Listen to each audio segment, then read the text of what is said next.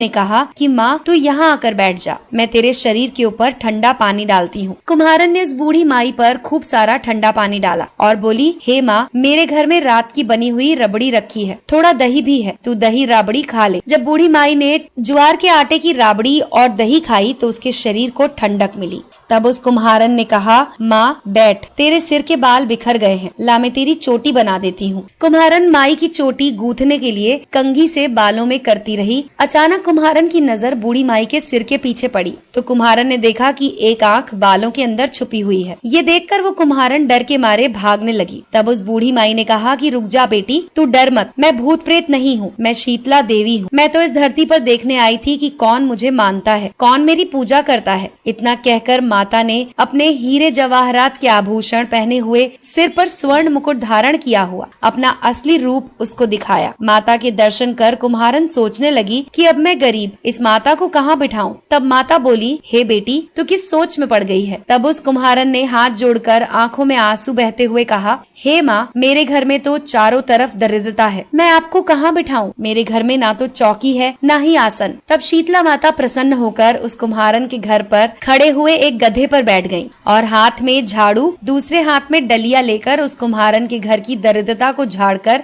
उस डलिया में भरकर फेंक दिया। उस कुम्हारन से कहा कि बेटी, मैं तेरी सच्ची भक्ति से प्रसन्न हूँ, अब तुझे जो भी चाहिए मुझसे वरदान मांग ले। कुम्हारन ने हाथ जोड़कर कहा कि माता, आप इसी गांव में स्थापित होकर यहीं रहो और जिस प्रकार आपने मेरे घर की दरिद्रता दूर की है, वैसे ही जो भी होली के बाद सप्तमी को भक्ति भाव से पूजा कर आपको ठंडा जल, दही और बासी ठंडा भोजन कराए, उसके घर की दरिद्रता को साफ करना और उसकी पूजा को जरूर स्वीकार करना। नारी जाति का अखंड सुहाग रखना, उसकी गोद हमेशा भरी रखना। साथ ही जो पुरुष शीतला सप्तमी को नाई के यहाँ बाल ना कटवाए, धोबी को कपड़े ना धुलाए और पुरुष भी आप पर ठंडा जल चढ़ाए, नारियल का फूल चढ़ाए, तो आप उसके धंधे और व्यापार में कभी दरिद्रता न आने देना। तब माता ने तथास्तु कहा और उस कुम्हारन को वरदान दिया और ये कहा कि मेरी पूजा का मुख्य अधिकार इस धरती पर सिर्फ कुम्हार जाति का होगा। उसी दिन से डुंगरी गांव में शीतला माता स्थापित हो गई और उस गांव का नाम हो गया शील की डुंगरी। शील की डुंगरी में शीतला माता का मुख्य मंदिर है। शीतला सप्तमी पर वहाँ बहुत बड़ा मेला लगता है। इस कथा को सुनने के बाद घर की दरिद्रता का नाश होने के लिए शीतला माता से सभी लोग मनोकामना करें और शीतला माता से मनोकामना में मांगे कि आपकी दरिद्रता दूर हो जाए। दोस्तों, अगर आपको ये कहानी पसंद आई हो तो इसे लाइक करें और अपने दोस्तों के साथ शेयर करें। देखते रहिए रहस्य मैक्स।